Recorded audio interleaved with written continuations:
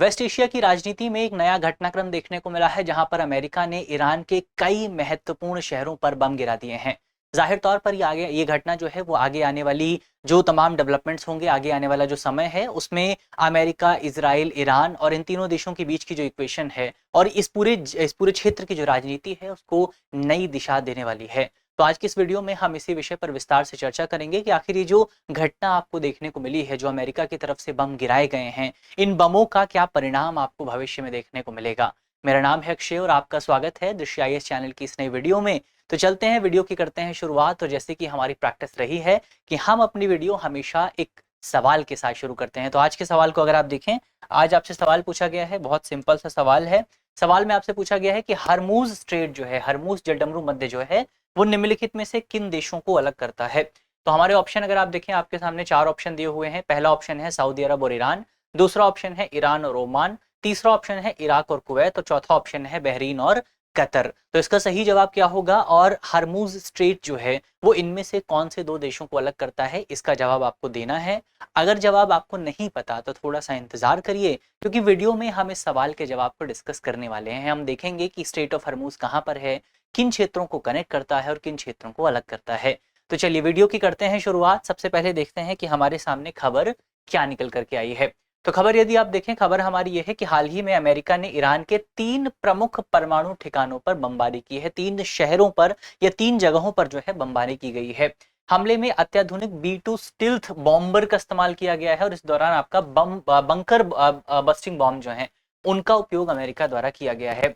इस हमले में मुख्य तौर पर जिस एक जगह को सबसे ज्यादा जो है आप कह सकते हैं जिस पर सबसे ज्यादा फोकस किया गया था, वो जगह है फॉर्दोव यूरेनियम एनरिचमेंट प्लांट। तो यहाँ पर ये बेसिकली ये जो जगह है, ये जो प्लांट है, ये आपका पहाड़ के नीचे स्थित है और यहाँ पर भी अमेरिका द्वारा बॉम्ब गिराया गया। ये अमेरिका का ईरान के खिलाफ आप कह सकते हैं पहली बार प्रत्यक्ष हमला था। अभी तक अगर आप हिस्टोरिकली देखें तो अमेरिका ने ईरान पर कभी डायरेक्ट हमला नहीं किया। अमेरिका ने ईरान के जो तमाम प्रॉक्सी एलिमेंट्स हैं उन पर जरूर अटैक किया है, अमेरिका ने हूती विद्रोहियों पर जरूर अटैक किया है, लेकिन अमेरिका ने ईरान पर प्रत्यक्ष तौर पर आज तक कभी अटैक नहीं किया।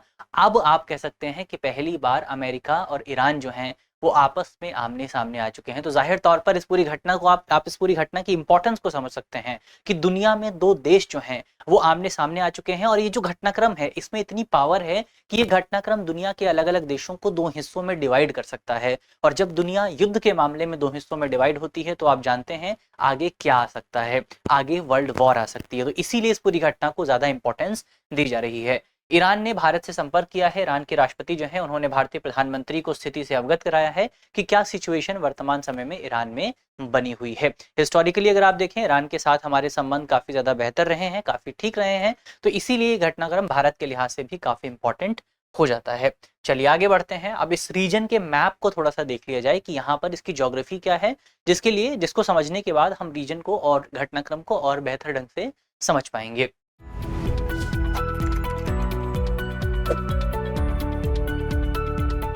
तो यहाँ पर ये अगर आप देखें, ये ईरान का मैप पूरा आपको यहाँ पर नजर आएगा। ईरान का ये पूरा मैप है। ईरान के मैप में अगर आप देखें, यहाँ पर आपको दिखाई देगा इराक, इधर आपका तुर्की है, इधर तुर्कमेनिस्तान है, यहाँ पर अर्मेनिया है, इधर अजरबैजान आपको मिलेगा। इसके अलावा अगर आप देखें तो और भी इधर आपको पाकिस्तान मिल जाएगा और इधर आपको अफगानिस्तान मिल जाएगा। तो ये इंपॉर्टेंट कंट्रीज जो है वो आपका ईरान के आसपास मौजूद है। इधर आपको कुवैत देखने को मिलेगा, ये कुवैत यहाँ पर आपको देखने को मिलेगा। इधर सऊदी अरब है, इधर कतर है, इधर यूएई है और यहाँ पर ओमान देखने को मिलेगा। छोटा सा ये ओमान वैसे यहाँ पर भी है और इसका ओमान का कुछ क्षेत्र आपको यहाँ पर भी देखने को मिल जाएगा। अब वाटर बॉडीज की अगर आप बात करें इस पूरे रीजन में, तो इस तरफ आपको ईरान के अगर आप नॉर्थ में देखें तो आपको कैस्पियन सी देखने को मिलेगा।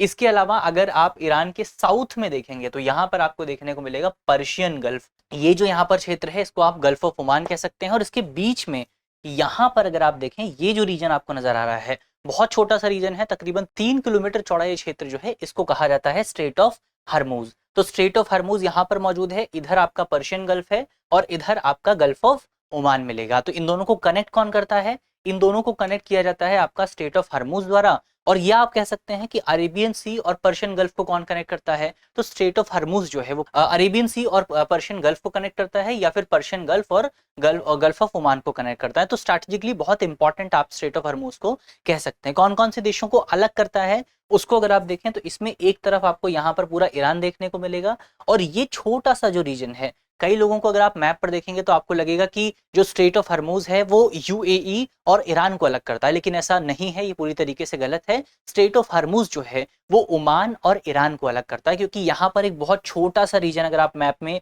जूम करके देखेंगे तो एक बहुत छोटा सा रीजन यहाँ पर आपको ओमान का देखने को मिलेगा। तो स्ट्रेट ऑफ हर्मुज किसको अलग करता है, ओमान और ईरान को अलग करता है। इस स्ट्रेट ऑफ हर्मुज की इंपॉर्टेंस की अगर आप बात करें, जरूरी क्यों है, तो स्ट्रेट ऑफ हर्मुज इंपॉर्टेंट है क्योंकि यहां से दुनिया का 20% जो तेल का व्यापार है, जो तेल के कंटेनर्स हैं, वो इसी रीजन से होकर के गुजरते हैं। आप देखेंगे कि पर्शियन गल्फ में आपको बहुत सारी इंपॉर्टेंट कंट्रीज देखने को मिलेंगी, जैसे ईरान खुद इंपॉर्टेंट कंट्री है जो कि तेल एक्सपोर्ट करता है। इसके अलावा कुवैत है, इराक है, सऊदी अरब है, बहरीन है, कतर है।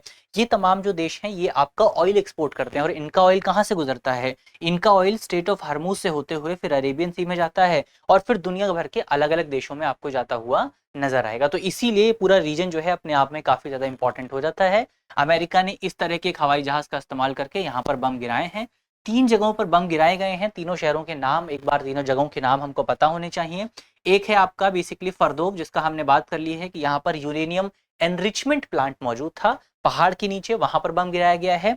दूसरा नतांज एक जगह है, यहाँ पर बम गिराया गया है। और तीसरा इस्फहान एक जगह है जहां पर बम गिराया गया है। तो ये 3 जगह हैं जहां पर अमेरिका ने बम गिराया है ईरान के ऊपर। तो पूरे रीजन के मैप को हमने एक बार देख लिया है, मैप में क्या कुछ इंपॉर्टेंट बातें थी उनको समझ लिया है। अब यहाँ पर इस पूरे घटनाक्रम का थोड़ा सा विश्लेषण करने की कोशिश करते हैं। सबसे पहले ये जो घटनाक्रम हुआ है, इस घटनाक्रम की वजह से जाहिर तौर पर अमेरिका की जो फॉरेन पॉलिसी रही है, खासतौर पर पिछले कुछ समय में डोनाल्ड ट्रंप की जो फॉरेन पॉलिसी है उसमें आपको चेंज देखने को मिलेगा। आपको याद होगा डोनाल्ड ट्रंप जब अपने पहले कार्यकाल में आए थे तो उन्होंने अमेरिका को जो भी आपकी अंतहीन युद्ध हैं उन युद्धों से बाहर निकालने की बात की थी। जैसे अमेरिका के राष्ट्रपति ने अमेरिका की जो सेना है उसको अफगानिस्तान से बाहर निकाल लिया था, और भी कई जगहों से सेना को वापस बुलाया गया था। तो ये जो अंतहीन वॉर थे, जो अनएंडेड वॉर थे, इन अनएंडेड वॉर से अमेरिका को बाहर निकालने का वादा जो है वो डोनाल्ड ट्रंप की तरफ से किया गया था। लेकिन अब डोनाल्ड ट्रंप ने ईरान पर अटैक करके अमेरिका को एक बार फिर से एक वॉर जैसी सिचुएशन में ला खड़ा किया है। तो यहाँ पर आप कह सकते हैं कि अमेरिका की फॉरेन पॉलिसी में जो है एक बदलाव आपको देखने को मिला है। इसके अलावा इस पूरे घटनाक्रम की वजह से आप ये भी कह सकते हैं कि ईरान की जो हवाई सुरक्षा है उसकी वल्नरेबिलिटी का सामना जो है हमको देखने को मिला है, कि वो कितनी वल्नरेबल है कि अमेरिका के जहाज इतना लंबा एरिया क्रॉस करके ईरान तक पहुंचते हैं और ईरान के 3 इंपॉर्टेंट जगहों पर बम गिराते हैं, और ईरान की सेना वहां पर कुछ नहीं कर पाती। ईरान की जो वायु सुरक्षा है वो पूरी तरीके से ध्वस्त हो जाती है। तो वो भी यहाँ पर आपको देखने को मिला है कि अमेरिका के B-2 बॉम्बर्स जो थे वो बिना किसी रुकावट के ईरान पहुंचे और ईरान पर उन्होंने अटैक भी किया। अब अगर देखें पिछले कुछ समय से, जब से ईरान और इजराइल के बीच में वॉर की शुरुआत हुई है, या हमास और इजराइल के बीच में वॉर की शुरुआत हुई है, तब से ईरान के तकरीबन 600 नागरिक जो हैं उनकी यहाँ पर पिछले एक हफ्ते में मृत्यु आपको देखने को मिली है। ईरान ने इस पूरे हमले को अपनी संप्रभुता, अपनी सोवरेनिटी के उल्लंघन के तौर पर देखा है। जवाबी कार्यवाही के रूप में ईरान ने इजराइल पर भी हमले किए हैं, लेकिन इसके बावजूद भी आप इस बात से इनकार नहीं कर सकते हैं कि ईरान की जो अथॉरिटी है वो अंदर से काफी ज्यादा कमजोर है, क्योंकि वो एक अटैक को भी नहीं रोक पाए हैं। और इससे पहले इजराइल ने भी बहुत सारे अटैक ईरान पर किए थे, जिसकी वजह से ईरान के बहुत सारे शहरों पर आपको मिसाइल बम गिरते हुए नजर आए थे, तब भी ईरान इनको नहीं रोक पाया था। तो एक आप कह सकते हैं एक अंदर की कमजोरी जो है वो इस पूरे घटनाक्रम की वजह से ईरान के सामने आई है। तो ये ओवरऑल हमने ट्रंप की नीति में क्या बदलाव आ रहे हैं और इस पूरे घटनाक्रम से क्या निष्कर्ष आप निकाल सकते हैं, उनकी हमने बात की। अब यहाँ पर पश्चिम एशिया में बेसिकली जो संकट बढ़ता जा रहा है, वेस्ट एशिया में जो एक अनस्टेबिलिटी आपको नजर आ रही है, थोड़ा सा उस पर डिस्कशन करने की कोशिश करते हैं। तो अमेरिका इजराइल गठबंधन ने ईरान को कमजोर करने की नीति जो है अपनाई है। लगातार इजराइल जो है वो भी ईरान पर अटैक कर रहा है। इजराइल ने बहुत सारी मिसाइल अटैक किए हैं ईरान पर, और अब अमेरिका भी इस पूरी जो युद्ध है इस युद्ध में शामिल हो चुका है। तो जाहिर तौर पर एक बहुत बड़ा संकट जो है आप कह सकते हैं वर्तमान समय में ईरान के सामने मौजूद है। ईरान समर्थित बहुत सारे संगठन थे पहले, जैसे आपका हमास है, हिजबुल्ला है, पहले ही क्षीण हो चुके हैं, पहले ही काफी ज्यादा कमजोर हो चुके हैं। हमास तो काफी ज्यादा कमजोर है, उसके बहुत सारे लीडर्स जो हैं उनकी हत्या की जा चुकी है इजराइल की तरफ से। फिर अगर आप हिजबुल्ला की बात करें तो हिजबुल्ला ने समझौता किया हुआ है वर्तमान समय में ईरान के साथ, सॉरी इजराइल के साथ, और हिजबुल्ला डायरेक्ट तौर पर अभी इस पूरे वॉर में शामिल नहीं हुआ है इसी वजह से। तो हिजबुल्ला भी पूरी तरीके से कमजोर है, उसके भी जो प्रमुख थे उनकी हत्या कर दी गई थी। फिर अगर आप देखें तो हूती विद्रोहियों की अगर आप बात करें, जो आपके सोमाली जो हूती विद्रोही उस पूरे रीजन के, हूती विद्रोहियों पर भी लगातार आपका अमेरिका की तरफ से अटैक किया जा रहा था। तो हूती विद्रोही भी वर्तमान समय में शांत पड़े हुए हैं। ईरान अब आप कह सकते हैं कि इस पूरे घटनाक्रम की वजह से पहले जो एक्सेस ऑफ पावर था, ये जो तीनों ऑर्गेनाइजेशंस थे जिनको ईरान सपोर्ट करता था, चाहे आप हमास की बात करें, हिजबुल्ला की बात करें, हूती विद्रोहियों की बात करें, ये तीनों वर्तमान समय में पस्त पड़े हुए हैं। तो ऐसे में कहा जा सकता है कि अंतर्राष्ट्रीय और राष्ट्रीय स्तर पर ईरान की जो सिचुएशन है वो काफी ज्यादा खराब है। ईरान जो है काफी कमजोर स्थिति में वर्तमान समय में मौजूद है। अब ऐसे में जब ईरान कमजोर स्थिति में आएगा, जैसे रिसेंटली खबर देखने को मिली है, तो ईरान इमरजेंसी मेजर्स उठा सकता है, जिसके तहत हाल ही में ईरान की जो संसद है उसने एक कानून पारित किया है, जिसके तहत वो स्ट्रेट ऑफ हरमूज को कंट्रोल करने वाले हैं, या स्ट्रेट ऑफ हरमूज पर जो भी आपका आवागमन होता है उसको रोकने वाले हैं। अब ये खुद ईरान के लिए एक इकोनॉमिक सुसाइड हो सकता है, लेकिन ईरान से ज्यादा इसका इम्पैक्ट आपको दुनिया भर के तेल व्यापार पर देखने को मिलेगा, और जाहिर तौर पर ये दुनिया भर की जो बड़ी इकोनॉमीज हैं उनको इम्पैक्ट करने वाला है। तो जो सिचुएशन वेस्ट एशिया में आई है, उस सिचुएशन की वजह से ईरान भी अब जो है इमरजेंसी मेजर्स उठाने के लिए तैयार हो चुका है, जो इमरजेंसी मेजर खुद ईरान को प्रभावित करेंगे। लेकिन ईरान जो है अब उस कगार पर खड़ा है कि ईरान अगर अब कोई कदम नहीं उठाता है तो ईरान की सत्ता और ज्यादा कमजोर हो सकती है और ताश के पत्तों की तरह गिरती हुई आपको नजर आ सकती है। इस क्षेत्र में युद्ध के बढ़ने से तेल के दाम जो है, जाहिर तौर पर जब इस पूरा युद्ध और ज्यादा बढ़ेगा, जब ये जो स्ट्रेट ऑफ हरमूज है जहां से बहुत ज्यादा तेल का व्यापार गुजरता है, जब वो रोका जाएगा, जब वो प्रभावित होगा, तो अंतर्राष्ट्रीय स्तर पर तेल के दाम आपको और बढ़ते हुए नजर आएंगे और वैश्विक मुद्रास्फीति यानी कि ग्लोबल इन्फ्लेशन आपको नजर आ सकता है। भारत में इन्फ्लेशन पहले से भी काफी ज्यादा कम है, तो हो सकता है भविष्य में आपको इन्फ्लेशन थोड़ा सा बढ़ता हुआ नजर आए। तो ये ओवरऑल कुछ इंपॉर्टेंट जहां पर हमने देखा कि पश्चिम एशिया पर खासतौर पर इसके क्या प्रभाव होने वाले हैं। अब भारत के लिए इसमें क्या चिंता का विषय है, थोड़ा सा हम उसको समझने की कोशिश करते हैं। अगर आप देखें मध्य पूर्व की अगर आप बात करें, अगर आप मिडिल ईस्ट की बात करें, या अगर आप वेस्ट एशिया की बात करें, तो वेस्ट एशिया में तकरीबन भारत के लगभग 8 से 9 मिलियन भारतीय लोग जो हैं वो आपको रहते हुए नजर आएंगे। अकेले आप ईरान में देखें तो ईरान में अकेले आपके 10 से 14 हजार भारतीय लोग जो हैं वो आपको नजर आएंगे। इसमें से अधिकांश लोग जो हैं वो आपके स्टूडेंट हैं।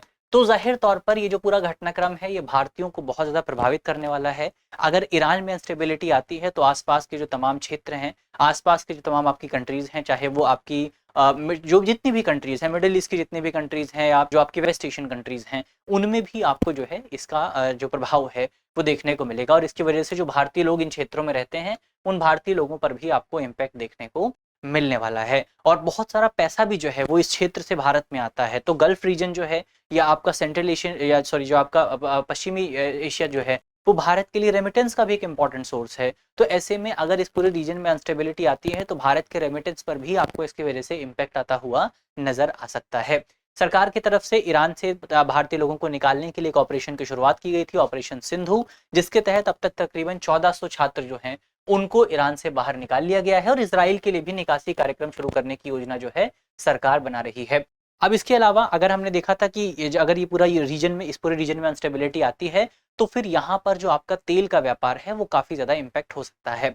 जाहिर तौर पर ऊर्जा सुरक्षा पर आपको प्रभाव देखने को मिलेगा। लगभग भारत का जो 60% तेल का आयात है वो इसी रीजन से होता है। 60% हम अपना तेल जो है वो इसी क्षेत्र से मंगाते हैं। तो अगर ये क्षेत्र बंद हो जाता है, अगर ये क्षेत्र अनस्टेबल हो जाता है, तो भारत का 60% तेल का जो है वो कहीं ना कहीं प्रभावित हो सकता है, जो कि भारत के आयात बिल को बहुत नेगेटिवली और बहुत बड़े लेवल पर इम्पैक्ट करने वाला है। इसके अलावा भारत की तरफ से एक योजना की भी शुरुआत की गई थी, एक प्रोग्राम शुरू किया गया था, iMac, India middle east Europe economic corridor. 2023 में जब G20 की प्रेसिडेंसी हमारे पास थी तब हमने इस पूरे प्रोग्राम को शुरू किया था। उसमें भी आपका जो मिडिल ईस्ट का रीजन है, उसमें भी जो आपका मध्य पूर्व का क्षेत्र है वो काफी इंपॉर्टेंट है। तो उस लिहाज से भी अगर वहां पर अस्थिरता आती है तो ये भारत के प्रोजेक्ट को, भारत के इनिशिएटिव को नेगेटिव इम्पैक्ट करने वाला है। इसके अलावा भारत ने जाहिर तौर पर इस पूरी सिचुएशन को देखते हुए कहा है कि संवाद और कूटनीति जो है, डिप्लोमेसी जो है, जो डिस्कशन है, वो इस पूरे विवाद को सही ढंग से सुलझाने में हमारी काफी मदद कर सकता है। तो रास्ता क्या है, समाधान क्या है, भारत ने खुद बताया है कि डिप्लोमेसी एक रास्ता है, डिप्लोमेसी का आप इस्तेमाल करिए। तो ये भारत की चिंता और रणनीति के बारे में हमने कुछ इंपॉर्टेंट पॉइंट डिस्कस किए। अब ईरान की परमाणु क्षमता का भविष्य क्या हो सकता है, उसको अगर हम थोड़ा सा देखें कि जो सिचुएशन वर्तमान समय में हमें देखने को मिल रही है, क्या इस सिचुएशन के बाद भी ईरान परमाणु बम बनाएगा, या इसके कुछ और इम्पैक्ट आपको देखने को मिलेंगे। तो ईरान की वैज्ञानिक और तकनीकी क्षमता के चलते अब तक परमाणु कार्यक्रम जारी रखने में जो है ईरान सफल रहा है। अमेरिका और इजराइल के हमले ने इस कार्यक्रम को काफी बड़ा झटका दिया है। अगर आप फॉर्दो फैसिलिटी की बात करें, तो जो अब तक सबसे सुरक्षित फैसिलिटी मानी जाती थी ईरान की, वहां पर भी अमेरिका ने अटैक कर दिया है। तो ये देखना महत्वपूर्ण होगा कि ईरान इन हालातों में क्या अपने परमाणु कार्यक्रम को जारी रखेगा, और अगर रखेगा तो क्या उसके आगे क्या इम्पैक्ट आपको देखने को मिलेगा। क्या अमेरिका और इजराइल जो है वो अपने हमलों को जारी रखेंगे? अगर ईरान अपने प्रोग्राम को जारी रखता है तो अमेरिका और इजराइल भी जो है अपने हमलों को जारी रखेंगे। तो कैसे यहाँ पर आपको एक बैलेंस देखने को मिलेगा, वो देखना काफी ज्यादा दिलचस्प होने वाला है। इसके अलावा इंटरनेशनल एटॉमिक एनर्जी एजेंसी जो है उसने कहा है कि अभी तक जो आपका रेडिएशंस का लेवल है वो काफी ज्यादा सामान्य है, यानी कि जो बम गिराए गए थे अमेरिका की तरफ से उनका कुछ खास इम्पैक्ट आपको जो आपकी फैसिलिटीज हैं, चाहे जो आपकी यूरेनियम फैसिलिटीज हैं, उन पर कुछ खास इम्पैक्ट अभी तक नहीं हुआ है। लेकिन अगर भविष्य में अगर स्थिति अस्थिर होती है, अनस्टेबल होती है और बम गिराए जाते हैं, तो ये बड़ा खतरा जो है वो पैदा कर सकता है। तो ये कुछ इंपॉर्टेंट पॉइंट यहाँ पर आपका ईरान की परमाणु क्षमता को लेकर के हमने देखे। अब हम बढ़ते हैं अंत में, यहाँ पर हमारा जो टॉपिक है वो होता है समाप्त। अंत में आपके लिए एक करंट अफेयर का सवाल है, वही वाला सवाल है। अब सवाल का जवाब उम्मीद है कि आप दे पाएंगे। बहुत आसान सा सवाल है। सवाल में आपसे पूछा गया था, हरमुस जलडमरू मध्य निम्नलिखित में से किन देशों को अलग करता है? तो सही जवाब आपको कमेंट बॉक्स में देना है। उम्मीद है कि वीडियो आपको पसंद आई होगी। अगर आपको वीडियो अच्छी लगी है तो वीडियो को लाइक कीजिएगा, वीडियो को शेयर कीजिएगा अपने दोस्तों के साथ, अपने साथियों के साथ। और अगर आप चैनल पर नए हैं तो चैनल को सब्सक्राइब कर लीजिए, ताकि अगर इस तरह की कोई भी इंटरेस्टिंग वीडियो आती है तो उसकी जानकारी आप तक तुरंत पहुंच सके। तो वीडियो को लाइक कीजिएगा, चैनल को सब्सक्राइब कीजिएगा। मिलते हैं आपसे अगली वीडियो में, तब तक के लिए अपना ध्यान रखिए, ख्याल रखिए, पढ़ते रहिए। धन्यवाद। डियर व्यूअर्स, अपने एग्जाम की तैयारी को और बेहतर करने के लिए हमारे चैनल को लाइक, शेयर और सब्सक्राइब करना न भूलें।